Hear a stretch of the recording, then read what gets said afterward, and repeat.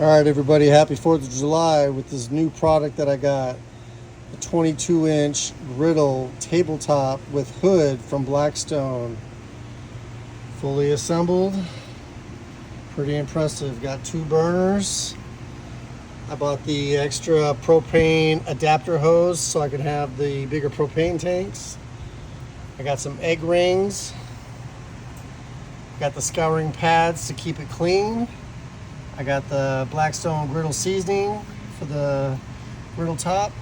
Got me some cool 2 spatula set, black and chrome.